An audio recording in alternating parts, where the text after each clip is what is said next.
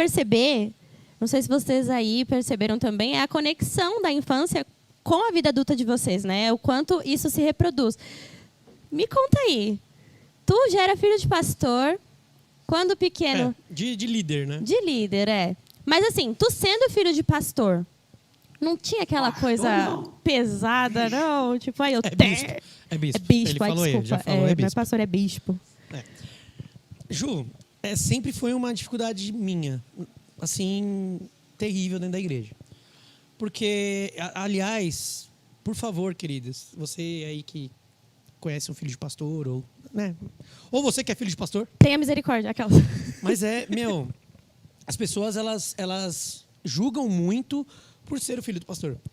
Então, por exemplo, eu já ouvi demais de tipo assim, você precisa ser exemplo.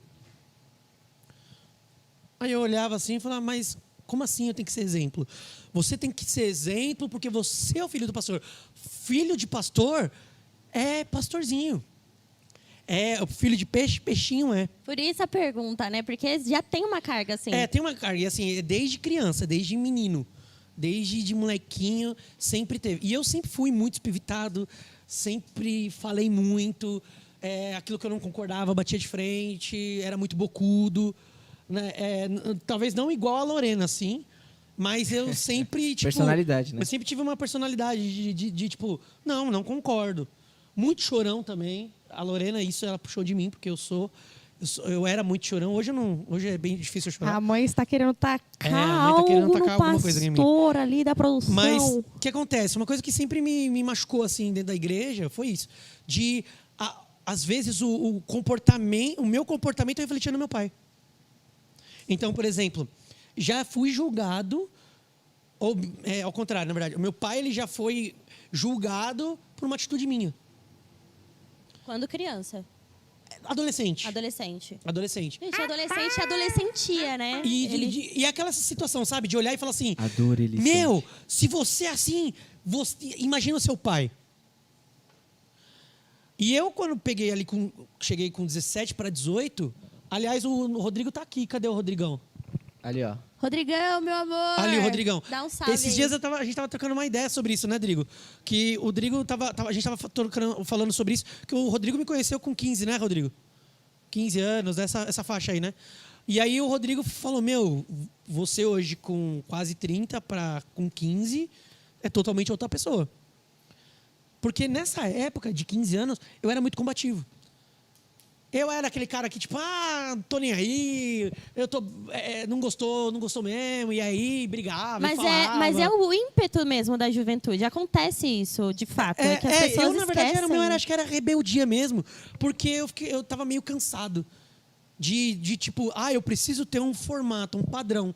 E eu nunca fui de ser esse cara de ter padrão. Então, por exemplo, tudo que eu vou fazer... Pode ter referências? Sim, as referências elas são muito válidas. Mas eu gosto de fazer sempre algo que é meu. Então, com a minha cara, com o meu jeito, com a minha forma e tal. Então, e mesmo que não é da minha... Que eu sei que não é só eu que tenho as decisões, mas, peraí, fazer com esse grupo. Então, esse grupo é diferente do grupo de lá de fora. Então, é mais ou menos isso. E eu era muito julgado nisso. Então, porque você precisa ser, você precisa fazer. E aí, quando comecei a chegar com 15, eu comecei a ser aquele cara que era meio irritadão, que falava mesmo.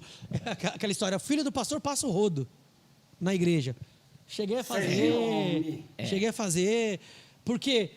E na rebeldia mesmo, sabe? De olhar e falar assim, nossa, mas como pode? E podia, posso mesmo. E sabe aquela ideia de não esconder? Fica meio chato, né? Mas por quê? Por conta dessa situação. Então, foi difícil no início. Foi difícil. Hoje, eu acho que assim, antes eu não gostava de ser filho de pastor.